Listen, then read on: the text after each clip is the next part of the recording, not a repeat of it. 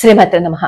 పూరి క్షేత్రంలో ఎన్ని మాహాత్యాలు జరిగాయో, అసలు ఆ లీలలన్నీ వింటుంటే ఎంత అద్భుతంగా అనిపిస్తుందో తెలుసా. స్వామివారిని చూడగానే మైమరిచిపోతాం. జగన్నాథ స్వామివారి ఆలయానికి వెళ్తే అంత అద్భుతంగా ఉంటారు స్వామివారు.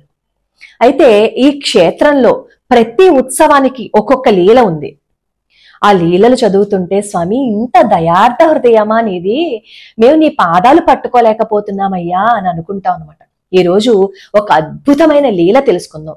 మనం మాట ఇచ్చేస్తూ ఉంటాం కదా, అది మనం మాట ఇచ్చేసాము అంతే, దాన్ని మనం పాటించామా లేదా అనేది మనకు అనవసరం. మాట ఇచ్చినప్పుడు ఆ మాట నిలబెట్టుకోలేకపోయినా, ఒట్టు వేసి ఆ ఒట్టు నిలబెట్టుకోలేకపోయినా దాని ఫలితాన్ని మనం అనుభవించే తీరాలి. చాలా మంది గబుక్కున పిల్లల మీద ఒట్లు వేసేస్తూ ఉంటారు. ఆ సమయానికి వాళ్ళకి దాని దుష్పరిణామాలు ఏమీ కనిపించకపోవచ్చు, కానీ ఆ ఒట్టు వేసిన ఫలితాన్ని అనుభవిస్తాం. దయచేసి పిల్లల మీద ఒట్లు అవి వేయకండి. నాకు ఒక ఆవిడ కామెంట్ పెట్టారు, అది చదివిన తర్వాత నేను మీకు ఈ విషయాన్ని చెప్పాలి అని అనుకున్నాను. సరే, పూరి జగన్నాథ స్వామి వారి ఆలయంలో ప్రసాదాన్ని సంవత్సరానికి ఒకసారి ఏం చేస్తూ ఉండేవారు అంటే, దేశం నలుమూలలకి పంచిపెట్టేవారు. ఆ మహాపాత్రాలు ఉంటారు కదా, వాళ్ళందరూ వచ్చి పంచిపెడుతూ ఉంటారు అనమాట. ఎందుకంటే ప్రతి ఒక్కళ్ళు జగన్నాథ స్వామి వారి ఆలయాన్ని దర్శించుకోవడానికి రాలేకపోతారని ఆ ప్రసాదాన్ని తీసుకొచ్చి దేశం నలుమూలలో పంచుతూ ఉంటారు. ఇప్పటికీ కూడా ఆనవాయితీ నడుస్తూనే ఉంది. ఒకసారి ఏమవుతుంది అంటే, జయసింహుడు అనే మహారాజు యొక్క భార్యకి అనారోగ్యం చేస్తుంది అనమాట. ఈ జయసింహుడు అప్పట్లో రాజస్థాన్ ని పరిపాలించేవారు. అయితే ఈ చంద్రావతికి ఆరోగ్యం బాగుండదు. ఎంతో మంది వైద్యులకి చూపిస్తాడు జయసింహుడు, కానీ ఎటువంటి ఫలితము కనిపించదు అనమాట. ఈ జయసింహుడికి చంద్రావతికి ఒక కూతురు విష్ణుప్రియ అని. ఈ చంద్రావతి జయసింహుడు పాండురంగడి భక్తులు. అనుక్షణము పాండురంగడిని స్మరణ చేసుకుంటూ ఉండేవారు అనమాట. సరే, చంద్రావతికి ఒంట్లో బాగుండలేదు కదా, విష్ణుప్రియ ఏమో దగ్గరుండి అన్ని చూసుకుంటూ ఉండేది వాళ్ళ తల్లికి. ఎంత మందికి చూపించినా అసలు ఫలితమే ఉండట్లేదు అని చెప్పి బాధపడుతూ ఉండేది.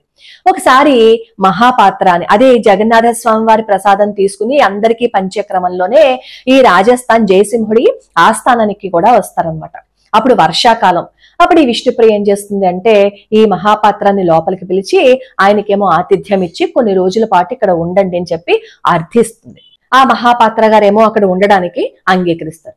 ఈ విష్ణుప్రియ పాపం తన తల్లి యొక్క అనారోగ్యం గురించి ఆ మహాపాత్రకి చెప్తే ఆయన ఏం చేస్తారంట, అమ్మ నేను పూరి నుంచి జగన్నాథ స్వామి వారి ప్రసాదం తీసుకొచ్చాను, కాస్త మీ అమ్మగారికి ఇవ్వండి, ఆవిడ ఆరోగ్యం కుదుట పడుతుంది అని చెప్పి చెప్తారు. అప్పుడు ఈ విష్ణుప్రియ ఏం చేస్తుంది అంటే వాళ్ళ అమ్మగారికి ఆ ప్రసాదాన్ని ఇస్తుంది. అసలు అప్పటి వరకు ఆవిడ మృత్యుముఖంలోకి వెళ్ళిపోయారా అన్నట్లుగా ఉంటుందన్నమాట. ముఖం అంతా పాలిపోయి ఇంక అసలు ఈవిడ బ్రతకదు అనుకుంటున్న ఆవిడ ఈ ప్రసాదం తీసుకున్న ఒక 2-3 రోజులకి కాస్త కుదుట పడుతుంది. చాలా ఆశ్చర్యంగా అనిపిస్తుంది. అప్పుడు ఆ చంద్రావతి అడుగుతుంది కూతుర్ని, ఏం చేశావు, ఏ ప్రసాదం ఇచ్చావు అంటే, నేను జగన్నాథ స్వామి వారి ప్రసాదాన్ని ఇచ్చాను, ఇలా మహాపాత్ర గారు ఇచ్చారని చెప్పి చెప్తారు. అప్పుడు గుర్తుకొస్తుంది అనమాట చంద్రావతికి. ఏంటంటే, ఈ జయసింహుడికి చంద్రావతికి సంతానం ఉండరు. సంతానం కలగకపోతే అప్పుడు వీళ్ళిద్దరూ జగన్నాథ స్వామి వారి ఆలయానికి వెళ్లి మొక్కుకుంటారు, స్వామి నీ దయ వల్ల నాకు సంతానం కలిగితే ఆ సంతానాన్ని నీకు ఇచ్చేస్తాను, ఒకవేళ నాకు కూతురు పుట్టింది అంటే ఆ కూతుర్ని నీకిచ్చి వివాహం చేస్తానని చెప్పి అక్కడ మాట ఇచ్చి వస్తుంది. ఏమనుకుంది అంటే, తనకి అప్పుడు ఆ క్షణంలో సంతానం మాత్రమే కావాలి, మనం ఏ మాట ఇచ్చాము అనేది ఆవిడ గుర్తు పెట్టుకోలేకపోయింది. ఆవేశంలో అక్కడ మాట ఇచ్చేసి వచ్చేసింది అనమాట. సరే, జగన్నాథ స్వామి వారు మన మాటలు విందా చెప్పండి. మనం అంత ఆర్తిగా అడిగినప్పుడు ఈ చంద్రావతికి ఏమో కూతురు పుడుతుంది. ఆ అమ్మాయే విష్ణుప్రియ అనమాట. చంద్రావతి ప్రతిరోజు జగన్నాథ స్వామి వారిని తలుచుకుంటూ ఆయన లీలలు, ఆయన స్తోత్రాలు, శ్లోకాలు అవన్నీ చదువుకుంటూ ఉండేది. అవన్నీ విని పెరిగిన విష్ణుప్రియకి కూడా జగన్నాథ స్వామి వారు అంటే ఎనలేని అభిమానము, ప్రేమ పుట్టుకొచ్చాయి అనమాట. ఆ రోజు రాత్రి ఏమవుతుందంటే, చంద్రావతికి కల వస్తుంది. ఏమనంటే, నువ్వు నాకు మాట ఇచ్చావు కదా, మర్చిపోయావా అని. అదే సమయంలో విష్ణుప్రియకి కూడా కల వస్తుంది అనమాట. అప్పుడు విష్ణుప్రియ పొద్దున్న లేచి, అమ్మ నాకు ఇలా కల వచ్చిందని చెప్తే, నాకు కూడా కల వచ్చిందని చెప్పి ఈ చంద్రావతి ఏం చేస్తుందంటే, నేను తప్పు చేశాను అని చెప్పి అప్పుడు జగన్నాథ స్వామి వారికి చెప్తుంది, నేను నా మాట నిలబెట్టుకుంటానని. ఆ తర్వాత ఈ చంద్రావతి ఆరోగ్యం కుదుట పడుతుంది అనమాట. కుదుట పడుతుంది. అప్పుడు ఈ విష్ణుప్రియ ఏం చేస్తుంది అంటే ఒక ఉత్తరం రాస్తుంది. జగన్నాథ స్వామి వారికి ఒక ఉత్తరాన్ని రాసి ఈ మహాపాత్ర దగ్గరికి వస్తుంది అనమాట. అప్పటికే మహాపాత్ర అంటారు, నేను చాలా రోజులైంది కదమ్మా వచ్చి, నేను వెళ్ళిపోతాను అంటే ఈ విష్ణుప్రియ ఏం చేస్తుందంటే ఒక 10 బంగారు నాణ్యాలని ఈ మహాపాత్రకి ఇస్తుంది. మహాపాత్ర ఏమనుకుంటారు అంటే ఇంకా ఎక్కువగా సత్కారాలు చేస్తారేమో అని అనుకుంటారు, కానీ 10 బంగారు నాణ్యాలు ఇవ్వటం వల్ల అతనికి కోపం వస్తుంది. ఈ విష్ణుప్రియ ఆ ఉత్తరాన్ని కూడా మహాపాత్రకి ఇచ్చి, ఇది జగన్నాథ స్వామి వారికి ఇవ్వండి, ఉత్తరాన్ని మీరు మర్చిపోకుండా ఇవ్వండి అని చెప్పి ఆ ఉత్తరాన్ని కూడా ఇస్తుంది. ఈ రావి ఆకులు మర్రి ఆకులు ఉంటాయి కదా, దాని మీద రాసి ఇస్తుంది అనమాట ఉత్తరం.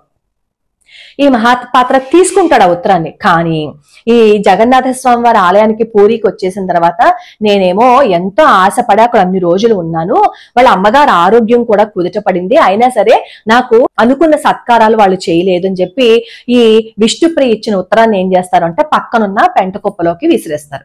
విసిరేసి ఇంకన్నీ మర్చిపోతారు, ఈ బంగారు నాణాలన్నింటినీ కరిగించేసుకుంటారు. ఆ రోజు రాత్రి హాయిగా తినేసి పడుకుంటారు.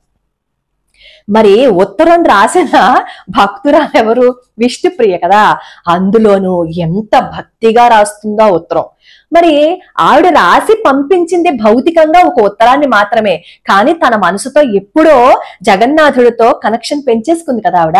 మరి అలాంటప్పుడు జగన్నాథ స్వామి మామూలుగా ఊరుకుంటారా చెప్పండి? తన భక్తురాలు గురించి ప్రపంచానికి తెలియకుండా ఉండేటట్లు చేస్తారా?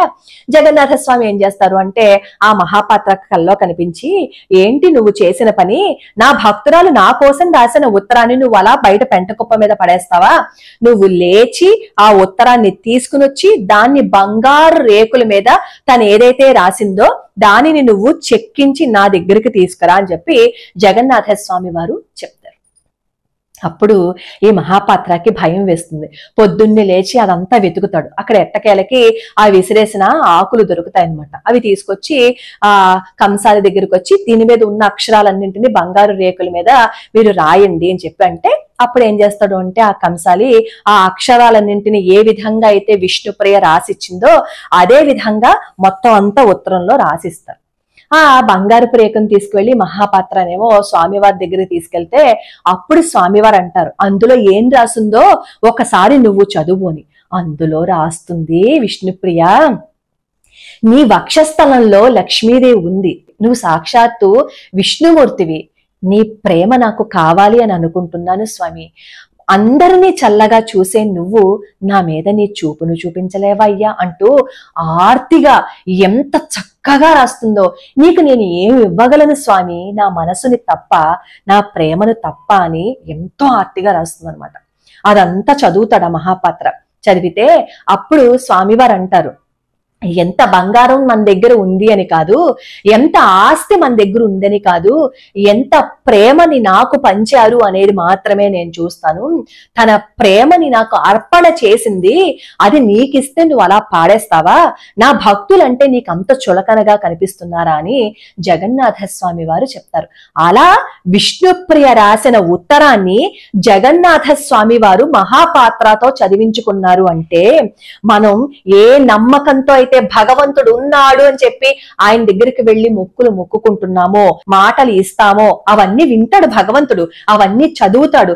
ప్రతి దాన్ని భగవంతుడు చూస్తున్నాడు అనే స్ఫురణతో చేశాము అని అనుకోండి, ఖచ్చితంగా భగవంతుడు చూస్తాడు, భగవంతుడు ఉన్నాడు.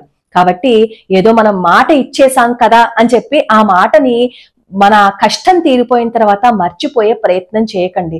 మనం ఏదైతే మాట ఇచ్చామో ఆ మాటను నిలబెట్టుకునే ప్రయత్నం చేస్తే మనం సత్యాన్ని, ధర్మాన్ని తప్పని వాళ్ళం అవుతాం అన్నమాట. మనం ఎప్పుడైతే ధర్మబద్ధంగా ఉంటామో, ఎప్పుడైతే ఇంకొకరిని బాధ పెట్టకుండా మన జీవితాన్ని గడుపుతామో, అప్పుడు భగవంతుడి యొక్క అనుగ్రహం ఉంటుంది అనడానికి ఈ విష్ణుప్రియ జీవితమే ఒక ఉదాహరణ. ఇది ఎప్పుడో త్రేతాయుగంలోనో ఎప్పుడో జరగలేదు, కలియుగంలోనే జరిగింది. ఈ యుగంలోనే తన రాసిన ఉత్తరాన్ని జగన్నాథ స్వామి వారు తీసుకున్నారు. అలా జగన్నాథ స్వామి వారి ఆలయంలో ఎన్ని లీలలు జరిగాయో. అక్కడ తామర పూలతో ఉత్సవం చేయడానికి ఒక లీల ఉంటుంది, అలాగే రథం ఆగిపోవటానికి ఒక లీల ఉంటుంది, స్వామివారికి జ్వరం రావటానికి ఒక లీల ఉంటుంది. అలా ప్రతిదీ ఎంత అద్భుతమైన లీలలో. భగవంతుణ్ణి నమ్మండి, ఆయన పాదాలు పట్టుకోండి. సరే, నాకు చాలా మంది రాస్తున్న ఉత్తరం ఏంటంటే, అమ్మా ఇది కార్తీక మాసం, బ్రహ్మచర్యం పాటించాలా, మా వారు ఒక 15 రోజుల పాటు నన్ను ఏమీ అనలేదు, కానీ ఇక నా వల్ల కావటం లేదమ్మా, ఒత్తిడి ఎక్కువగా వస్తోంది, నేను ఏం చేయాలో నాకు అర్థం కావటం లేదు అని చెప్పి ఆవిడ రాశారు. అసలు ఇంట్లో వాళ్ళని మనం బాధ పెట్టి వాళ్ళతో గొడవలు పడి మనం ఏమి చెయ్యకూడదు, చెయ్యొద్దు కూడా. ఎందుకంటే ఉన్న మనశ్శాంతిని మనం కోల్పోతాం. కాబట్టి మన మనసుకి తెలుసు కదా మనం ఎంత చక్కగా భగవంతుని ఆరాధిస్తున్నాము అనేది. కాబట్టి పరిపూర్ణంగా స్వామివారి పాదాలు పట్టుకుని మీరు పూజ చేసుకోవచ్చు, ఎటువంటి అభ్యంతరము లేదు. అలాగే ఒకవేళ దాంపత్యం తర్వాత తలస్నానం చేస్తేనే దేవాలయానికి వెళ్ళాలా అని అడుగుతున్నారు. ఆడవాళ్ళు అసలు తలస్నానం చెయ్యకూడదు, అన్నిసార్లు చేసే దేవాలయానికి వెళ్ళాలని ఏమీ లేదు. దాంపత్యం తర్వాత అయినా సరే పొద్దున్నే లేచి మీరు కంఠస్నానం చేసి దీపారాధన చేసుకోవచ్చు, ఎటువంటి అభ్యంతరము లేదు. అనుమానాలు పెట్టుకుని చేయొద్దు. ఎందుకంటే ఒక ఆవిడ ఇలాగే అనుకుని 15 సంవత్సరాల పాటు ప్రతిరోజు తలస్నానం చేసేవారట. ఇప్పుడు ఆవిడ నాకు రాశారు కామెంట్ లో, తలనొప్పి వచ్చేస్తుందమ్మా, ఇప్పుడు తల బద్దలైపోతోంది, అందుకే నేను మొత్తానికి పూజ మానేశాను అని. ఇలాంటి అపోహలు పెట్టుకోకండి. ఆడవాళ్ళు ప్రతి నిత్యం తలస్నానం చేయక్కర్లేదు, దాంపత్యం తర్వాత స్నానం చెయ్యాలని చెప్పి ఎక్కడ రూల్ లేదు. ఇవేవి పెట్టుకోకుండా హాయిగా కంఠస్నానం చేసి పూజ చేసుకోవచ్చు, కంఠస్నానం చేసి మీరు ఇంట్లో అభిషేకం చేసుకోవచ్చు, దేవాలయానికి కూడా వెళ్ళొచ్చు. లోకా సమస్త సుఖినో భవంతు, సర్వే జనా సుఖినో భవంతు.